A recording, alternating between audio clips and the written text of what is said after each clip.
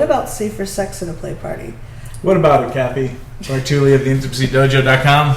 Well, it's something to pay attention to, Reid Mihalko from ReadAboutSex.com. Why? Well, it's good to have safer sex protocols anyway. Mm-hmm. And if you're playing with multiple people, you don't want to transfer fluids from one body to another. Okay. So you're not just protecting yourself and your partner, but potentially numerous partners. Are you doing it for your own safe sense of safety, or for other people's sense of safety? I think both. Both. Yeah. Interesting. How did you learn these things? That sounds pretty there's highfalutin concepts there. There's this guy named Reid Mihalko. I don't like that guy. He squidges me out. He has what's called the Safer Sex Elevator Speech, and there's a link below the video for if you want to download your own copy. It's very useful, and it's a really great way to discuss safer sex needs, whether you're in a play party or dating or playing with someone solo. And I found it's really helpful. I actually use it on third dates now. So even if I'm not sure I want to be sexual, I use the dialogue, and the conversations are really juicy. And I can get, usually, and sometimes I can see like, oh no, I don't have to have safer sex discussions. I don't have any problems. And I'm like, have you been tested? No. And then I'm like, then I don't want to play with you because, that's my choice. Well, but because why? Because the denial, the fact that they're just saying that, like, to me, I've played with people that haven't been tested recently, that maybe only had one partner or something like that, but being aware of the risks and having people that are cognizant of the risks and understand them is very different than someone, to me, who is just like, oh no, I'm fine. I'm like, how do you know? Do you have a microscope in your brain? So I like people that get tested, people that are aware of the risks and understand them, and then we can make knowledgeable decisions together. So for someone who isn't knowledgeable and doesn't care to know, for me, there's not a really good way to make a logical decision about what's the risk factor is. Got it. So for me around this question, there's a lot of different ways to look at it, and a lot of different ways that people teach this, but it's ultimately, as somebody who's a nerd and a geek about like health and sexual health, and how do you create experiences where everybody feels, as good as possible or great about it the next day. Like, how do you avoid regrets? This is where it's very interesting when you look at culture and how a lot of us were not encouraged to learn more about sexual health, and a lot of us weren't raised with the tools to handle shame and stigma and embarrassment. And also, if you're like me, growing up in a family where people really cared about each other but had horrible communication skills. So when you look at the state of culture and how most people are raised, most people who are going to an orgy for the first time, while that's really exciting and they might be really passionate about, this has been on their bucket list forever, there's a whole bunch of other stuff that they haven't considered because how they were raised wouldn't even tell them to be looking for that stuff, right? Like you as a science nerd and somebody who works in the science and tech industry, there are things that you think about and take into consideration on a daily basis in your lab that I wouldn't even know to think about.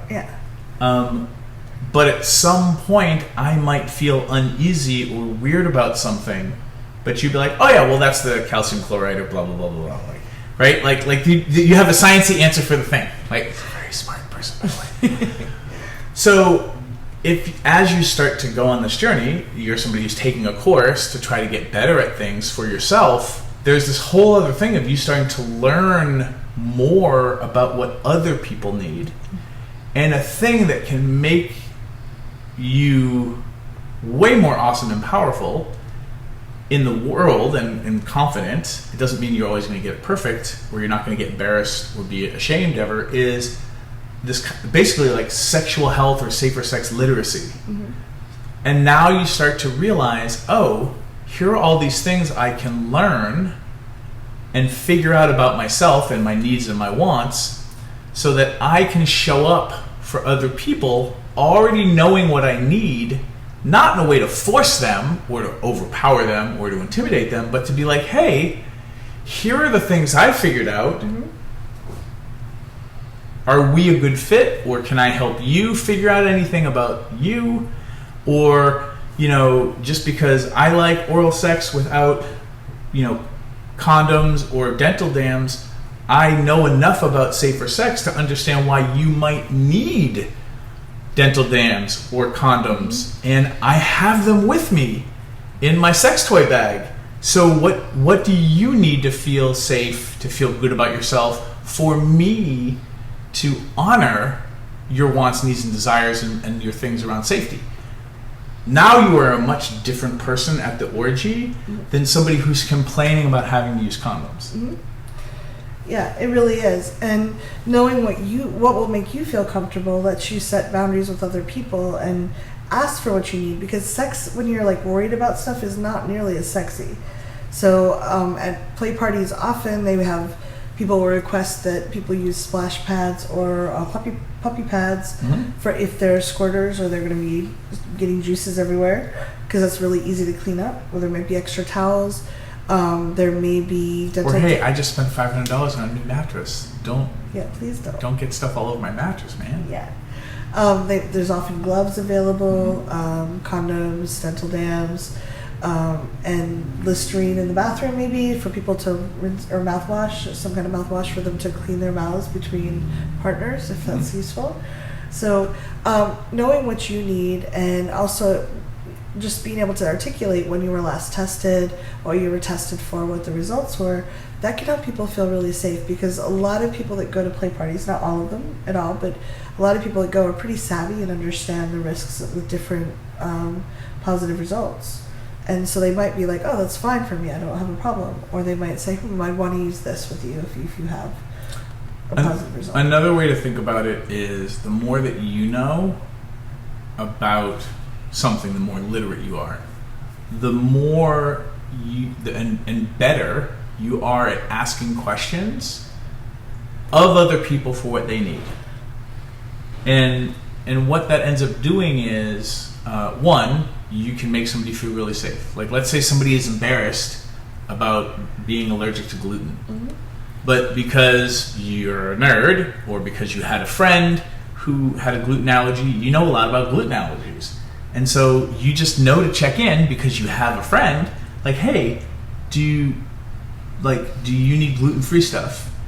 And then when they're like, yes. And then you're like, oh, great, like, I have this, and this, and this, and this. And then they're like, oh, they're relieved because you get it. Yeah. So the literacy piece, the more that you know, and the more about you know yourself, you actually become savvier in a way that can help other people relax. Now, some people think about all the safer sex stuff as being just an onerous, oh my God, really? Why do we have to do this way? It was so much better in the late 60s, no blah, one blah, cared blah. about anything. And I'm just telling you, that's the wrong way to look at it. Like, yes, if you had the pleasure of growing up in the 60s where you didn't have to use protection at all, you know what? I'm sad. Like, I feel you're upset. And it's the wrong way to look at it.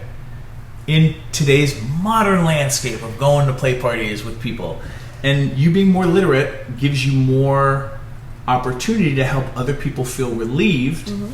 It doesn't guarantee that they're still going to want to sleep with you, but now you're the person who actually didn't shame them around the things that they needed. And I think that's just a better way of being a human being around sex. Yeah. Thank you very much for sharing that. You have a class you also teach on safer sex at times, so maybe we'll see if we can entice you to videotape that or do it live down in San Jose, because it's a really good class.